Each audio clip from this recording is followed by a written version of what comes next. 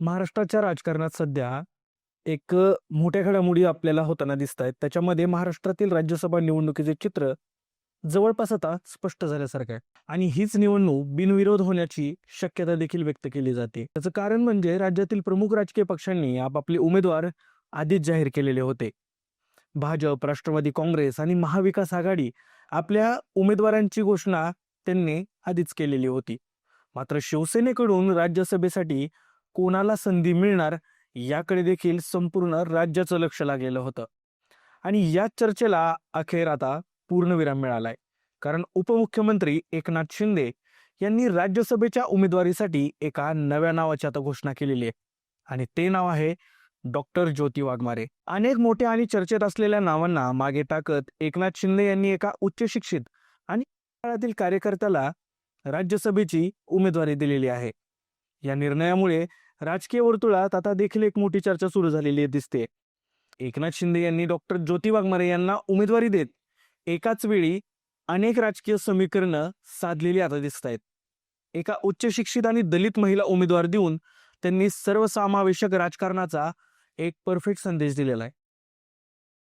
तसेच सोलापूर आणि पश्चिम महाराष्ट्रात शिवसेनेचा विस्तार करण्यासाठी हा निर्णय महत्वाचा मानलेला जातोय. कारण अनेक राजकीय जाणकारांना असं वाटतंय की शिवसेना एखाद्या अनुभवी नेत्याला किंवा मोठ्या राजकीय चेहऱ्याला राज्यसभेची संधी दिली. कारण अनेक राजकीय जाणकारांच्या मते असं वाटलं होतं की शिवसेना एका अनुभवी नेत्याला किंवा मोठ्या राजकीय चेहऱ्याला संधी देईल, पण तसं मात्र काही झालेलं नाही. मात्र या अंदाजांना धक्का देत एकनाथ शिंदे यांनी डॉक्टर ज्योती वाघमारे यांच्या नावावर शिक्कामोर्तब केलेलं दिसतंय. डॉक्टर ज्योती वाघमारे या मूळच्या सोलापूर जिल्ह्यातील आहेत.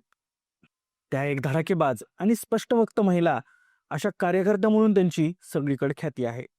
गेल्या 15 वर्षापासून त्या सामाजिक आणि राजकीय क्षेत्रात सक्रिय झाल्याच्या सध्या दिसत आहेत. समाजातील विविध प्रश्नांवर त्यांनी सातत्यानं आवाज उठवलेला आहे. त्यांची राजकीय आणि सामाजिक प्रवासाची अत्यंत सुरुवात ही संघर्षाची आहे. त्यांचे वडील नागनाथ वाघमारे हे दलित पॅंथरचे अत्यंत हाडाचे कार्यकर्ते होते. कुटुंबाचा उदरनिर्वाह करण्यासाठी ज्योती वाघमारे यांच्या वडिलांनी कधी हॉटेलमध्ये वेटर म्हणून काम केलंय तर कधी बांधकाम मजूर म्हणून देखील काम केलेलं दिसतंय. त्यांच्या सामाजिक कार्याची दखल घेऊन सोलापूरच्या जनतेने त्यांना नगरसेवक म्हणून निवडून देखील दिलेलं होतं.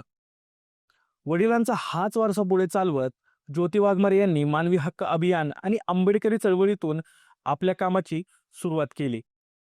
शिक्षणाच्या बाबतीतही त्या अत्यंत हुशार आहेत. त्यांना इंग्रजी साहित्यात PhD मिळवलेली आहे. 10वीच्या परीक्षेत त्यांना साधारण 84% मार्क होते. तर 12वीत त्या पुणे विभागातून मागासवर्गीय विद्यार्थ्यांमध्ये प्रथम देखील आलेल्या होत्या. त्यांना मराठी, हिंदी, इंग्रजी, तेलुगू आणि कन्नड अशा 5 भाषांवर डॉक्टर ज्योती वाघमारे यांचं प्रभुत्व आहे. एप्रिल 2023 मध्ये त्यांनी मुख्यमंत्री एकनाथ शिंदे यांच्या नेतृत्वाखाली शिवसेनेत प्रवेश केलेला होता. त्यांच्या वक्तृत्व कौशल्यामुळे आणि आक्रमक भूमिकेमुळेच त्या लवकरच पक्षात चर्चेत आल्या. सध्या त्या शिवसेनेच्या राज्य प्रवक्त्या आणि धाराशिव जिल्हा संपर्क प्रमुख म्हणून या महत्वाच्या जबाबदाऱ्या त्या सांभाळत आहेत. शिवसेनेतील ऐतिहासिक उठावानंतर महाराष्ट्राच्या राजकारणात अत्यंत मोठे बदल झालेले होते. या काळात एकनाथ शिंदे यांच्या गटाची भूमिका विविध माध्यमांमध्ये ठामपणे मांडण्याचं काम डॉक्टर ज्योती वाघमारे यांनी अत्यंत चोखरित्या पार पाडलेलं. टीव्ही डिबेट्स, पत्रकार परिषदा आणि सार्वजनिक सभांमध्ये त्यांनी आक्रमकपणे पक्षाची बाजू मांडलेली होती. यामुळे त्या शिवसेनेच्या प्रमुख प्रवक्त्यांपैकी एक अशा ओळखल्या जाऊ लागल्या. विशेष म्हणजे दसरा मेळाव्यातील त्यांच्या भाषणांनी अनेकांचं लक्ष वेधून घेतलं होतं.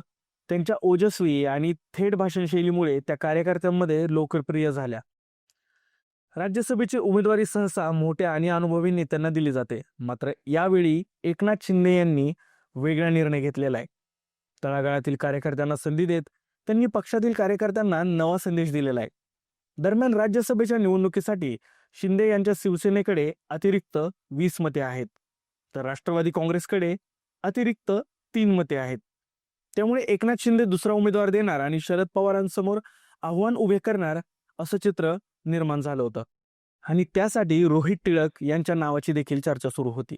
मात्र अखेरच्या क्षणी शिंदे यांच्या शिवसेनेने दुसरा उमेदवार दिलेला नाही आणि त्यामुळे महाराष्ट्रातील राज्यसभेची निवडणूक बिनविरोध होणार हे जवळपास आता निश्चित झालेलं दिसतंय.